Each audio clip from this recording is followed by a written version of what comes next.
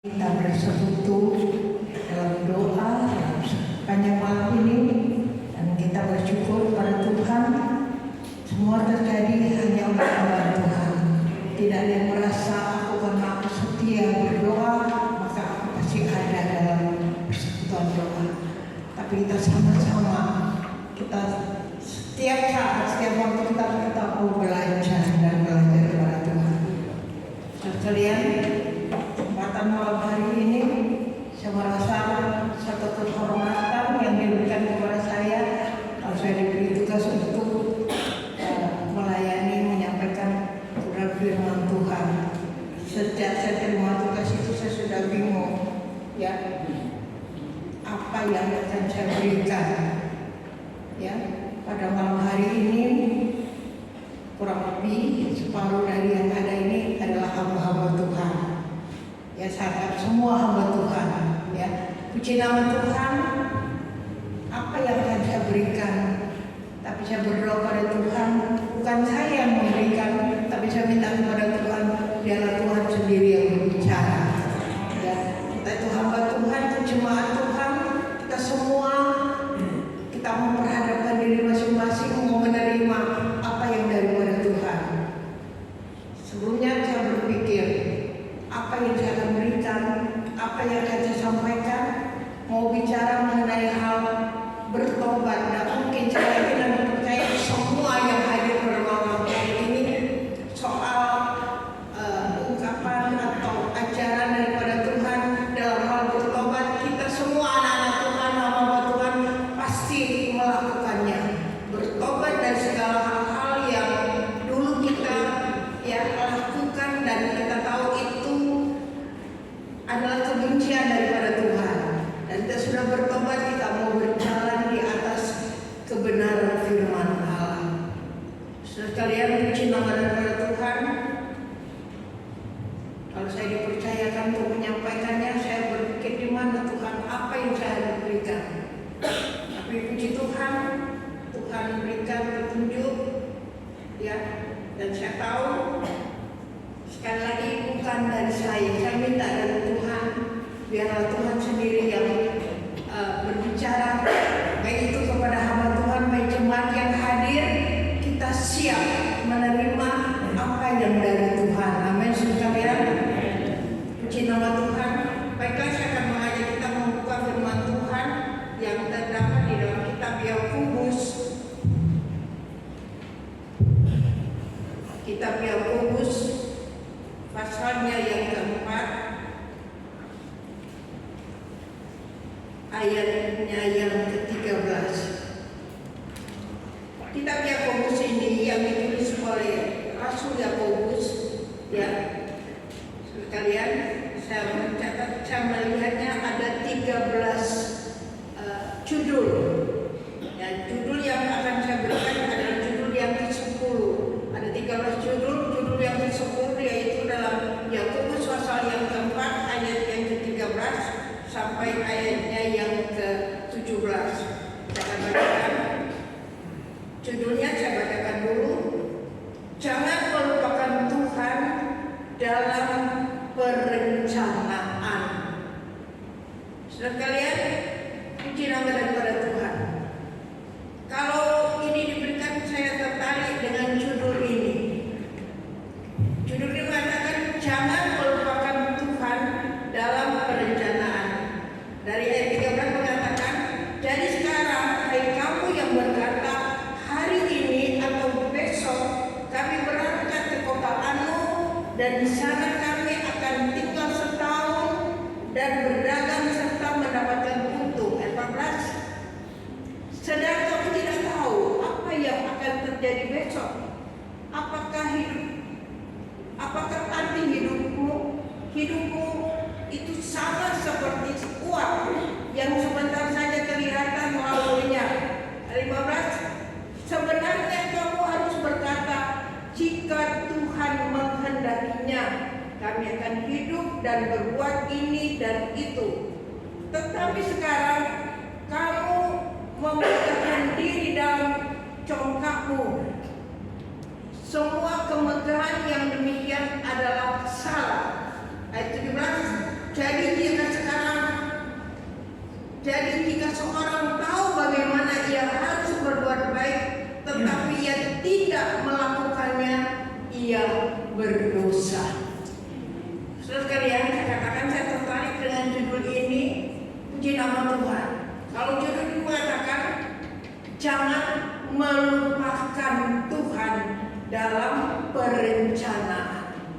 Tiap kita, masing-masing kita, ya, mempunyai rencana.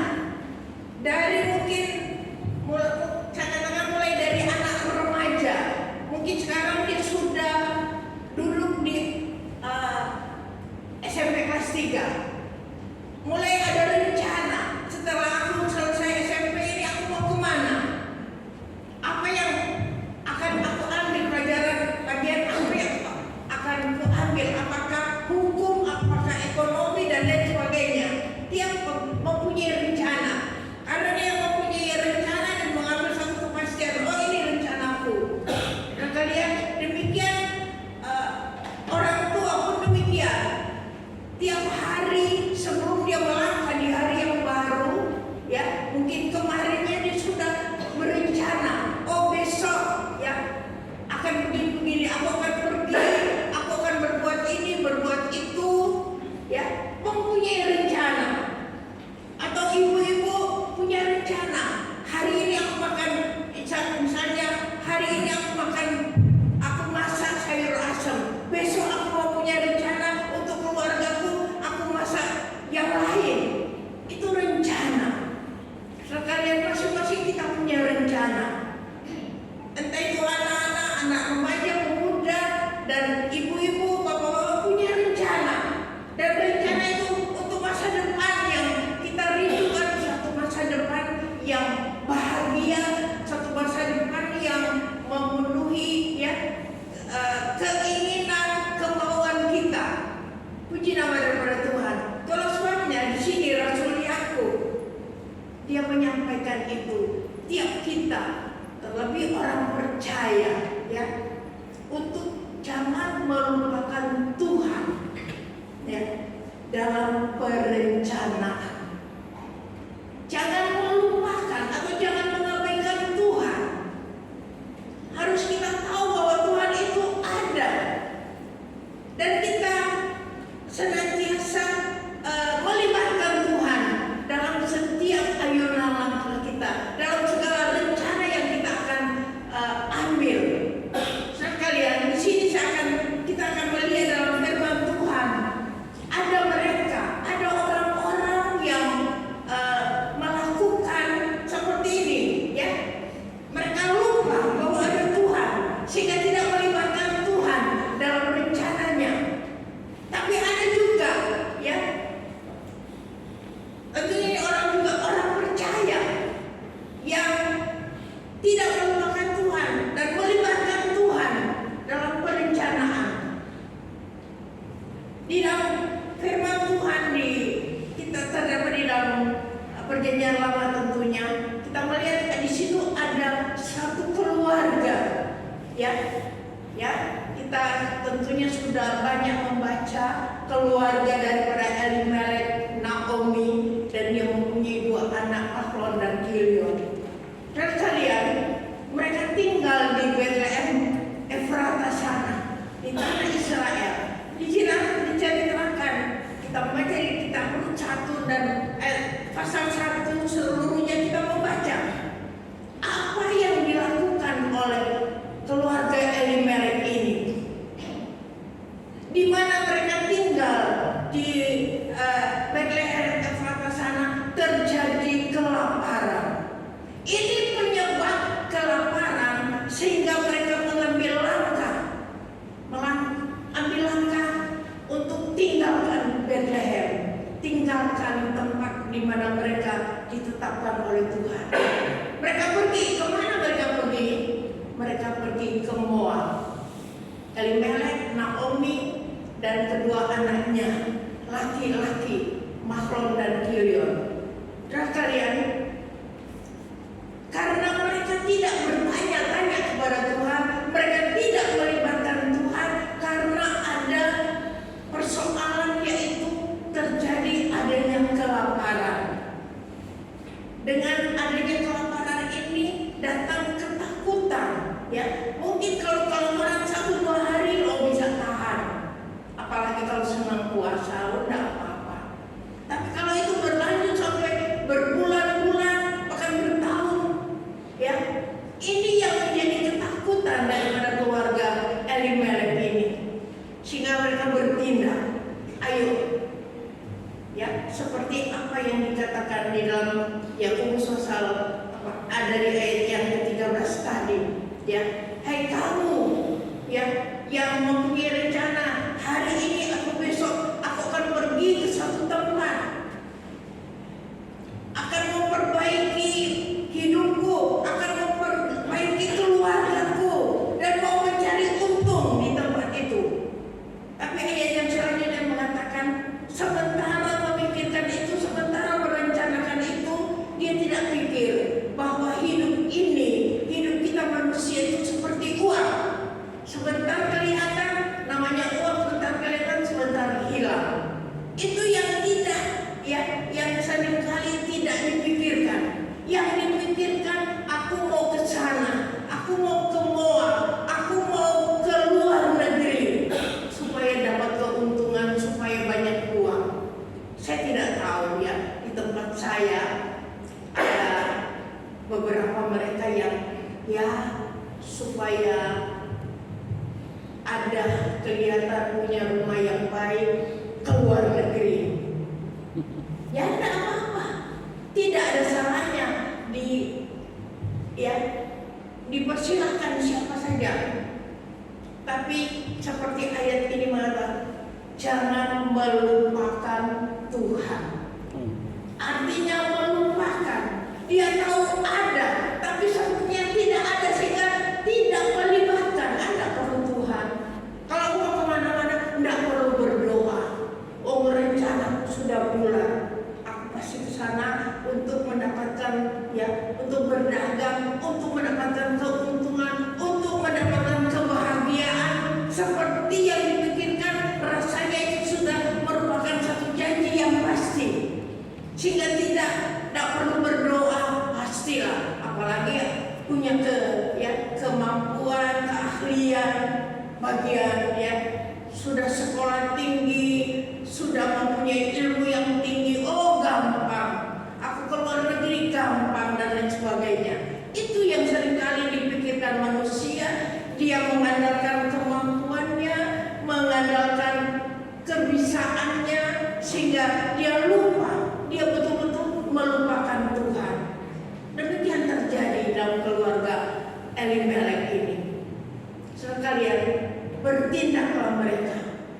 Ayo kita pergi. Buat apa tinggal di sini? Keadaan kelaparan, tidak bisa, ya. Namanya kelaparan, ya. Satu waktu tidak ada makanan, mungkin cuma, ya, makan yang sederhana. Itu yang dikerjakan oleh keluarga Elimelek. Pergilah mereka ke Moab.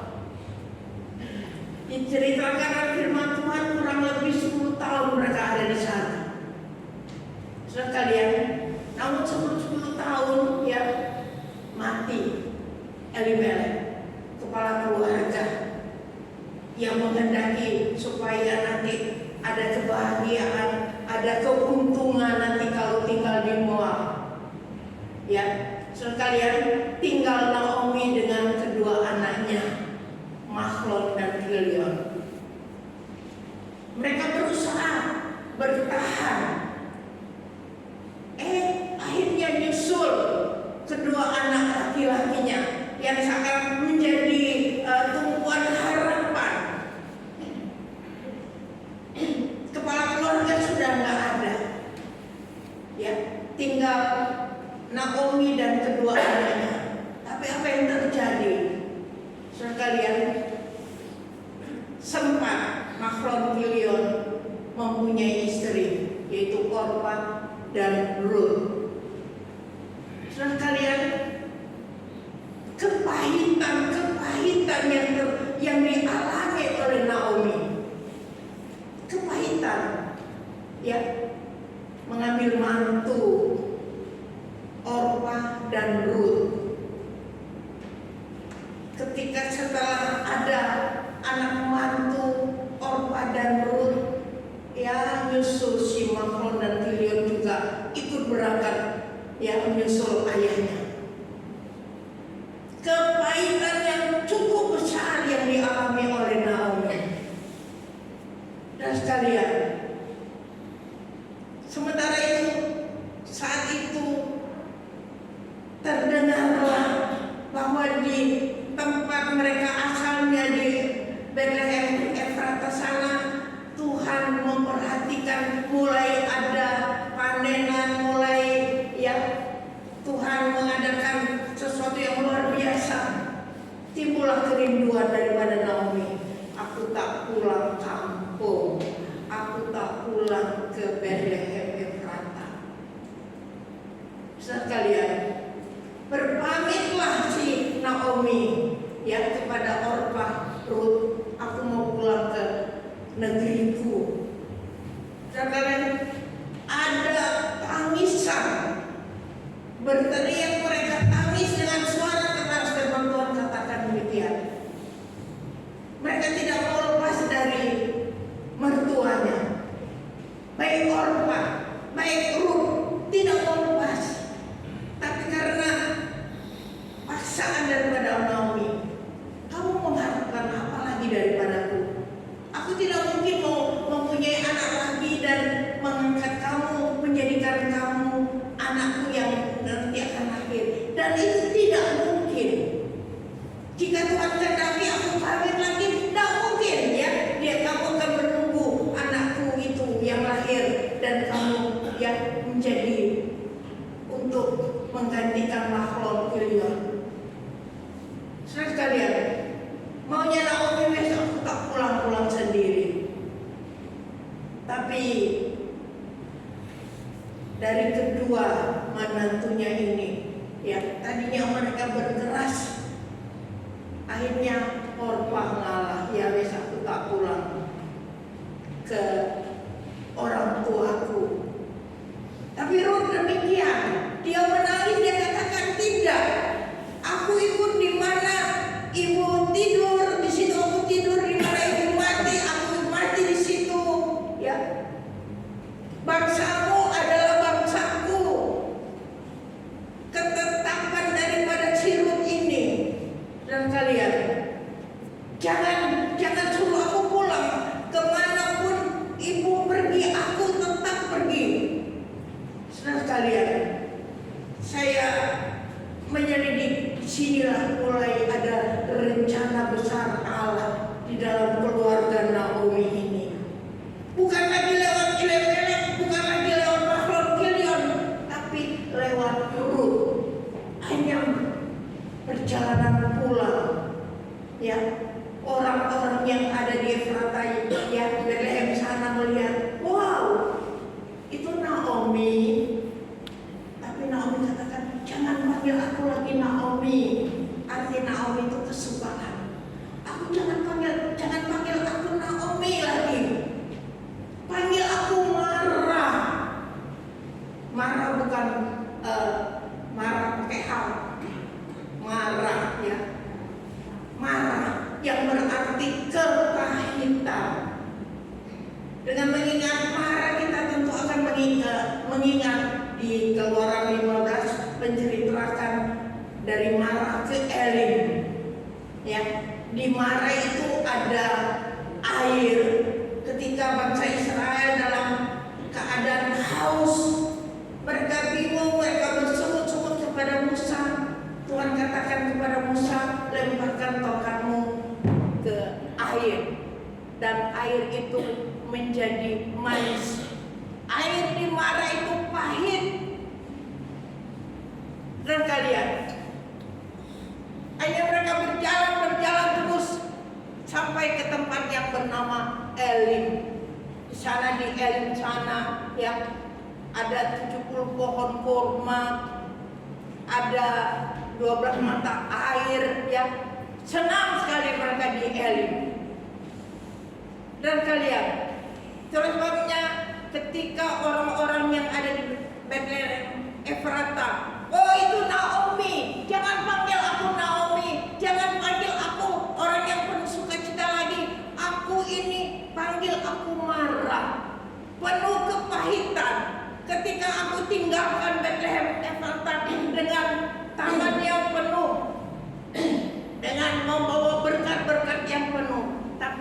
sekarang pulang dengan tangan hampa, dengan tangan kosong. Dan kalian, inilah kehidupan yang saya beri contoh tadi, ya. Tidak melupakan Tuhan. Tuhan ada tapi dilupakan. Tuhan tidak dilibatkan. Dan kalian hanya mengikuti keinginannya, mengikuti kemauannya. Yang penting aku tidak kelaparan, aku tak ke mall, aku tak ke sana, aku mau berdagang di sana, aku mau bahagia dengan keluargaku.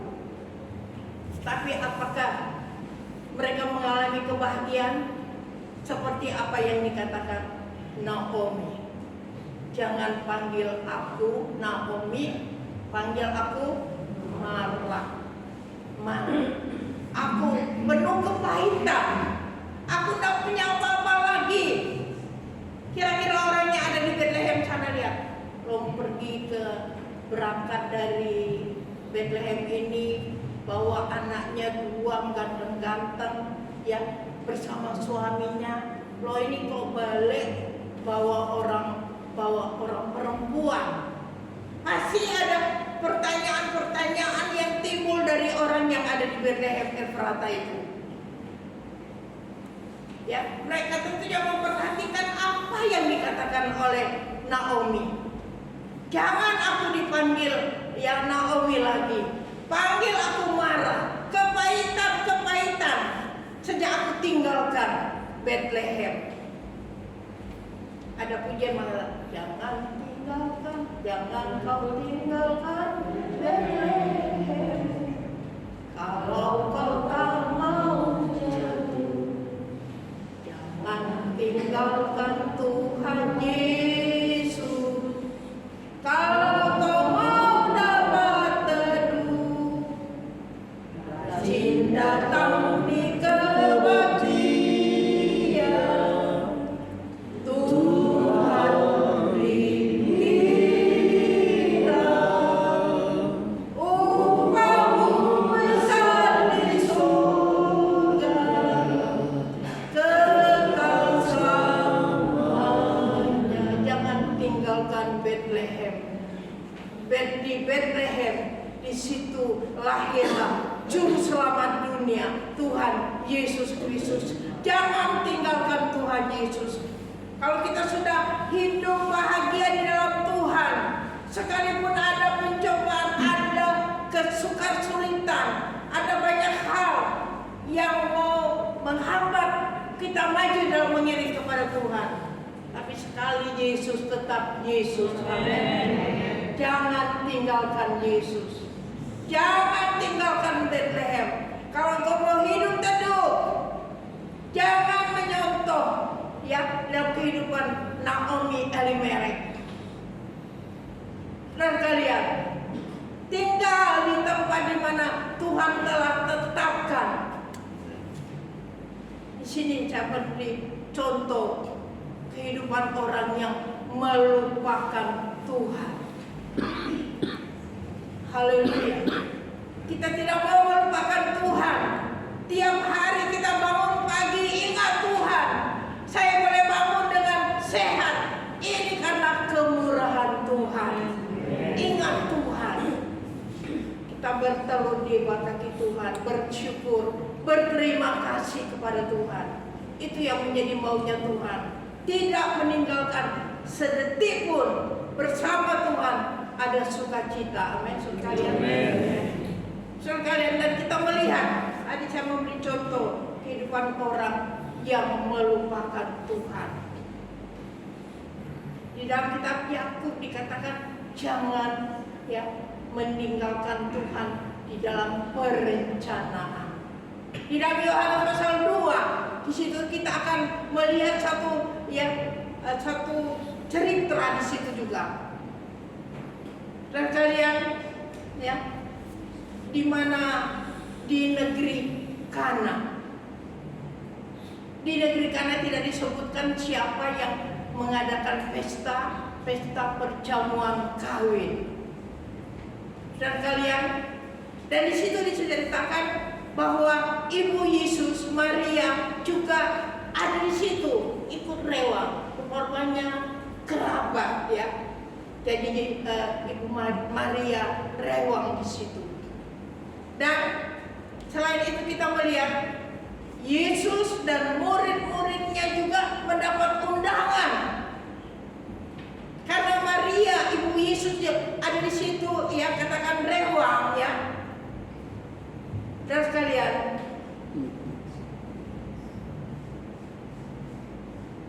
haleluya. Yesus dan murid-muridnya ada di situ. Karena Maria yang dia ikut sibuk tentunya di rumah keluarga yang ada di Kana. Saya katakan kira-kira termasuk kerabat. Jadi Maria ikut sibuk. Maria itu memperhatikan, ya, karena rewang dia tahu apa kekurangan di dalam perjamuan itu, tahu betul Maria. Dan apa yang diketahui oleh Maria, dia tahu di pesta pernikahan ini keluarga ini mengalami yaitu kekurangan air anggur. Ya, karena menjadi kebiasaan di sana, tradisi di sana, pasti ada air anggur yang disiapkan. Jangan sampai ada tamu sampai tidak disuguhi anggur. Nah ini terjadi, akan mendapatkan sesuatu yang memalukan apabila ada tamu datang habis air anggur. Untung keluarga di Kana ini tidak disebutkan siapa, mereka kok mengundang Yesus. Ya, mereka tidak lupakan Yesus. Mengundang Yesus dan murid-muridnya ikut diundang. Yesus ada di situ. Dan Maria tahu sedang terjadi sesuatu yang nantinya akan memalukan tentunya. Ibu Maria datang kepada Yesus. Mereka kekurangan anggur. Saudara sekalian, kita lihat apa yang akan terjadi kalau betul-betul ini sesuatu yang akan membawa sesuatu yang memalukan tentunya. Tapi beruntung mereka mengundang Yesus. Ini pelajaran buat saya dan saudara, hamba Tuhan, anak-anak Tuhan. Mari libatkan Tuhan dalam setiap ayunan langkah kita. Amin, saudara kalian. Kita tahu Dia ada. Ya, jangan melupakan Tuhan dalam segala perencanaan. Undang Yesus. Dia hadir di tengah-tengah kesibukan yang sedang dikerjakan di negeri Kana ini. Ibu Maria katakan, mereka kekurangan air anggur. Mungkin tidak dengan suara keras, bisik-bisik. Ibu Maria katakan, mereka kekurangan air anggur. Yesus katakan, ya, ada apa dengan aku? Belum saatnya. Tapi inilah ya mujizat pertama yang Tuhan kerjakan di negeri Kana. Saudara sekalian, jangan meninggalkan Tuhan dalam perencanaan. Oh, siapa keluarga di Kana ini? Kita tidak tahu. Tapi berbahagia mereka karena mengundang Yesus. Undang Dia ada, jangan dilupakan. Ya, kita tahu Dia ada, jangan pura-pura udah kenal, tidak perlu undang. Tapi diundang Yesus. Ketika Yesus dengar dan Maria memerintahkan kepada pelayan-pelayan, perhatikan ya, kalau Yesus menyuruh kamu sesuatu, kerjakan. Jangan berbantah-bantah, jangan bertanya-tanya apa-apa. Apa yang Yesus perintahkan kamu buat, kamu kerjakan. Dan ketika Yesus melihat ada 6 tempayan, 6 tempayan itu diisi air untuk membasuh, ya. Kebiasaan di sana kalau menyambut tamu ada tong basuhan, cuci tangan dulu, cuci kaki dulu, raut dulu dan lain sebagainya. Itu tong-tong itu disediakan untuk air pembasuhan. Tapi pada waktu itu kosong sama sekali. Karena pelayan-pelayan ini sudah diingatkan oleh Maria, apa yang diperintahkan oleh Yesus, kerjakan. Jangan berbantah-bantah.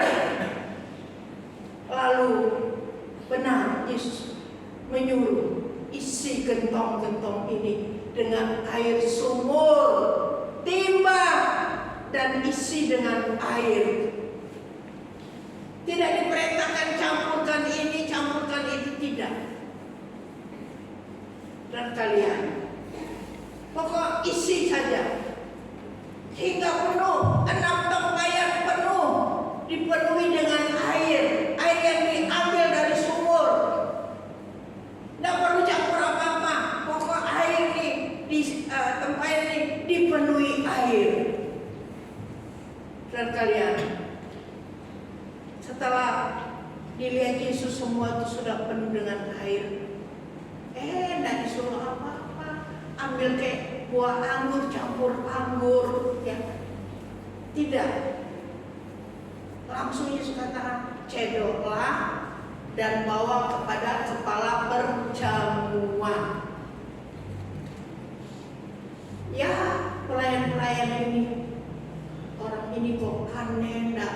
Mungkin pemikirannya aneh banget. Oh, baru ditimba dari sumur kok, sekarang baru penuh, langsung disuruh cedok dibawa kepada kepala perjamuan. Dan kalian, karena pelayan-pelayan ini sudah mendapat pesan, mereka tidak boleh berbantah-bantah. Apa yang dikatakan oleh Yesus, perbuatlah. Kita orang percaya anak-anak Tuhan, apa yang Tuhan katakan, perbuatlah, perbuatlah. Amin. Layani Tuhan, layani guru sekolah minggu, layani anak sekolah minggu, layani dengan sukacita, tidak berbantah-bantah. Oh, anak sekolah minggu itu banyak yang nakal-nakal, mungkin ada yang demikian. Ini dan itu, tidak. Layanilah, kerjakanlah apa yang diperintahkan, kerjakanlah. Pelayan-pelayan ini taat, mereka melakukannya. Setelah penuh, cedoklah bawa kepada kepala perjamuan. Mereka tidak bertanya, loh, tadi kan air sumur, mau beri kepada kepala perjamuan buat apa? Enggak, mereka tidak tanya. Ya, seperti apa yang dikatakan oleh Yesus, mereka cedok, mereka bawa kepada kepala perjamuan. Dan apa yang terjadi? Kepala perjamuan mencoba mencicipi air yang dibawa oleh pelayan ini. Wah, mereka enak. Kadung tadi yang disukune, ya biasa-biasa, tidak begitu enak. Tapi ini kok enak banget. Saudara sekalian, tidak melupakan Tuhan. Amin. Di dalam kita mempunyai rencana. Apa rencana saudara malam hari ini? Besok apa rencanamu? Dan kalian, jangan meninggalkan Tuhan. Amin. Jangan melupakan Tuhan. Karena Dia ada. Kita tahu Dia ada, tapi kita lupakan Allah. Tidak perlu doa, tidak perlu Yesus. Aku iso, aku kan punya ilmu, aku kan punya kemampuan, aku punya bakat. Peringatan buat saya dan saudara, jangan melupakan Tuhan dalam segala perencanaan kita. Saudara sekalian, masing-masing kita ada rencana.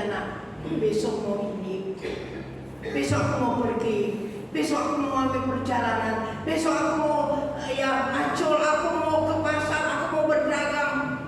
Rencana-rencana itu sudah numpuk di hati saudara. Sekali lagi diingatkan oleh firman Tuhan, jangan melupakan Tuhan dalam perencanaan. Haleluya. Itu yang Tuhan katakan buat saya dan saudara. Saya bersyukur kepada Tuhan. Mungkin di antara yang hadir malam hari ini, saya adalah orang yang tertua. Ya. Puji Tuhan. Kalau sampai saat ini, ya, sekalipun saya sudah dikatakan gembala emeritus sudah diserahkan kepada anak-anak untuk melanjutkan pelayanan, tapi tidak lepas melayani rejo tangan serengan. Ya, untuk rejo tangan dari tahun 68, serengan tahun 70, ya. Ada rencana cuma mau ucapan syukur, ya. 54 tahun kami melayani di Serengan. Hanya oleh kemurahan Tuhan. Kami berangkat juga dari sini, ya, dari yang mempercayakan pelayanan pertama di Rejo Tangan adalah Papi Mami Yohanes. Dan puji Tuhan, ya, kami banyak menyontoh, kami mendapatkan banyak teladan yang baik dari hamba Tuhan di tempat ini, dan sekarang dilanjutkan oleh anaknya. Dukung terus, bekerja bersama-sama untuk memuliakan Tuhan. Tuhan mempunyai rencana. Setiap ada rencana, jangan dipikirkan sendiri. Mari bekerja bersama. Lebih dari itu, tidak melupakan Tuhan dalam segala perencanaan. Dia ada. Amin sekalian. Sekalian, Tuhan ada.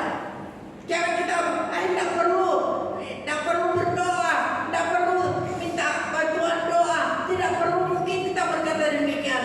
Saya sudah mampu, saya bisa, yang saya punya ini dan segalanya.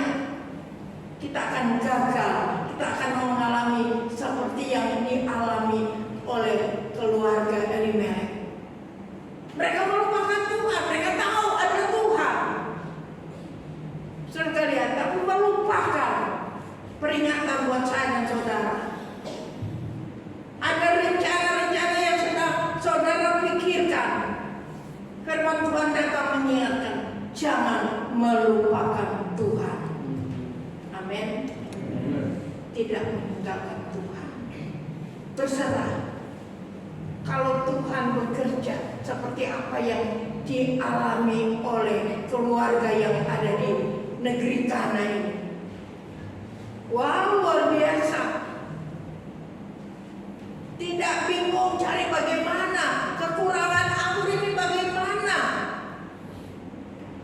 Karena mengundang Yesus, karena melibatkan Yesus di tengah-tengah keluarga di Kana ini yang sedang sibuk. Haleluya, Tuhan mengadakan mujizat, air menjadi anggur. Sekalian, kesukaan, anggur bicara kesukaan. Tuhan memberi sukacita. Tadinya hatinya gelisah bagaimana, tapi karena ada Yesus, Yesus memberikan sukacita, damai buat saya dan saudara. Ingat, Dia ada. Amin. Jangan lupakan Dia. Kita nyanyikan pujian.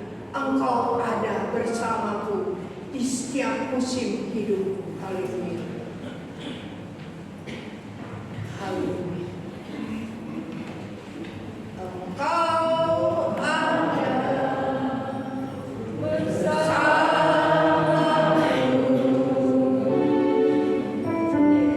di setiap musim hidupku. Haleluya.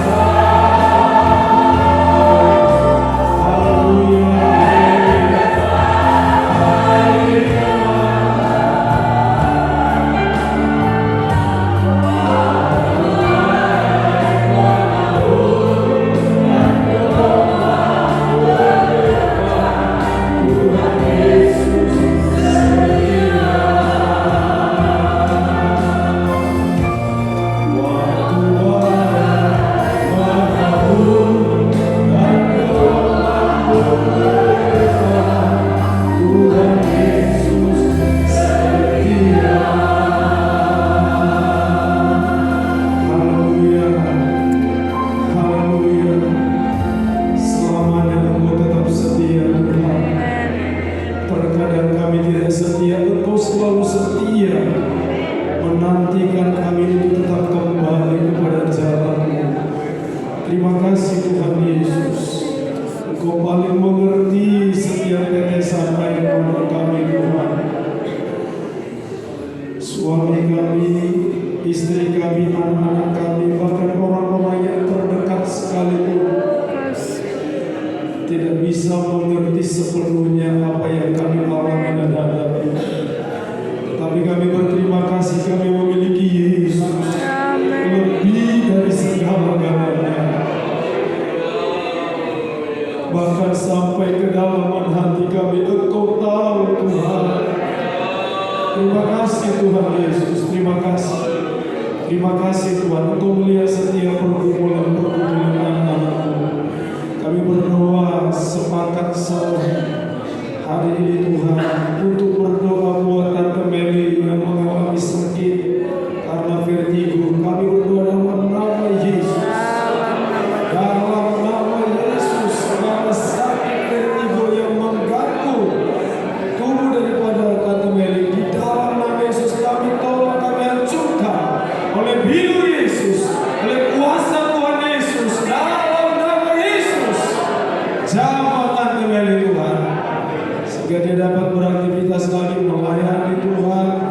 Bahkan dia dengan kebebasan yang dari Tuhan, dia dapat melayani Engkau Tuhan, sehingga dapat melayani jemaat yang Tuhan percayakan. Terima kasih Tuhan Yesus. Kami berdoa buat Tante Yuli juga, sementara terus pemulihan, Tuhan kerjakan, terus sempurnakan kesehatannya dalam nama Yesus, oleh kuasa biru Yesus. Terima kasih. Kami berdoa bagi setiap kami, mungkin kami yang hadir malam hari ini mengalami sakit penyakit, kesehatan kami terganggu, tetapi kami terus untuk datang duduk di bawah kaki Tuhan. Kami berdoa sempurnakan kesehatan kami Tuhan. Jamah setiap kami, segala sakit penyakit yang mengganggu tubuh kami, di dalam nama Yesus kami tolong, kami usir dalam nama Yesus. Kami berdoa bagi setiap jemaat kami yang sakit hari-hari ini, bahkan saudara-saudara kami, keluarga kami. Kami berdoa dalam nama Yesus, ulurkan tangan-Mu menjamah mereka Tuhan, sembuhkan sakit penyakit mereka, sehingga tubuh mereka dipulihkan, disegarkan, dikuatkan oleh Tuhan. Terima kasih Tuhan. Ini doa dan syukur kami Tuhan. Kami mengucap syukur untuk sesi pertama ini Tuhan. Sebentar kami akan beristirahat. Engkau menolong